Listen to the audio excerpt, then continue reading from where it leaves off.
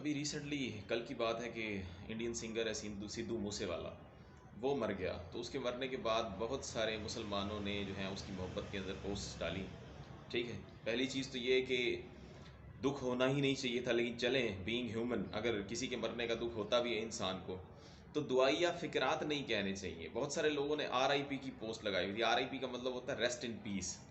مطلب یہ کہ آپ لوگ اس کے لیے دعا کر رہے ہیں اس کی مغفرت کی، حالانکہ اللہ پاک نے قرآن پاک کے اندر باقاعدہ فرمایا ہے، انبیاء کو بھی منع کیا ہے اور مسلمانوں کو بھی، کہ اگر آپ کے رشتہ دار بھی ہوں لیکن نان مسلم ہوں، کافر ہوں، مشرک ہوں، ٹھیک ہے، یعنی کہ اللہ تعالیٰ کے علاوہ کسی اور کی عبادت کرتے ہوں، تو آپ کو کوئی حق نہیں ہے، آپ کو زیب نہیں دیتا کہ آپ ان کے لیے مغفرت کی دعا کریں، کیونکہ وہ لوگ جہنمی ہیں، کلیئر اللہ تعالیٰ نے فرما دیا قرآن پاک کے اندر۔ لیکن مقصد یہ ہے کہ ہم اپنی کم علمی کی وجہ سے اس قسم کی پوسٹ لگاتے ہیں، اور اس قسم کی پوسٹ لگانا بالکل ہمیں زیب نہیں دیتا، ہمیں اس سے بچنا چاہیے۔ اسی لیے اب دیکھیں نا، اب گانے سننا گناہ ہے، ٹھیک ہے ہم لوگ سنتے ہیں، لیکن کم از کم ہمارے دل میں یہ چیز تو ہونی چاہیے نا کہ یار یہ غلط ہے کام۔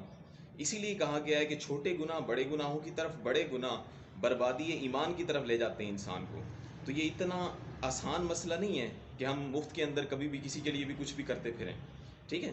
تو سب سے بڑی چیز کیا ہے؟ علم۔ انسان کو علم ہونا چاہیے اس قسم کے سینسٹیو معاملات کا، اور جب ہمارے پاس علم ہوگا تو ڈیفینیٹلی ہم اس قسم کی چیزوں سے بچ سکیں گے، ٹھیک ہے۔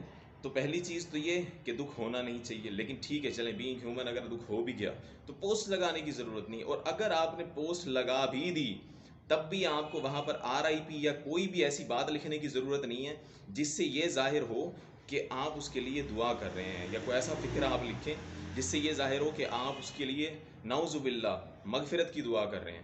تو اس قسم کے سینسٹیو معاملات کو سمجھا کریں، اور اگر کسی نے ایسا کیا ہے تو اسے چاہیے کہ کلمہ پڑھے، توبہ کرے اپنے اس گناہ سے، ٹھیک ہے، معافی مانگے اللہ تعالیٰ سے، تاکہ ہمارا ایمان سلامت رہے، ٹھیک ہے نا۔ تو سب سے امپورٹنٹ چیز جو انسان کے پاس ہے وہ ایمان ہی تو ہے، اور اگر ہمارے پاس ایمان ہی نہ ہو تو پھر ہم کس کام کے؟ تو اس بات کو سمجھیں، غور کریں، یہ مسئلہ اتنا سینسٹیو ہے کہ ہم اسے اتنی آسانی سے نگلیکٹ نہیں کر سکتے۔ بہت شکریہ، تھینک یو سو مچ۔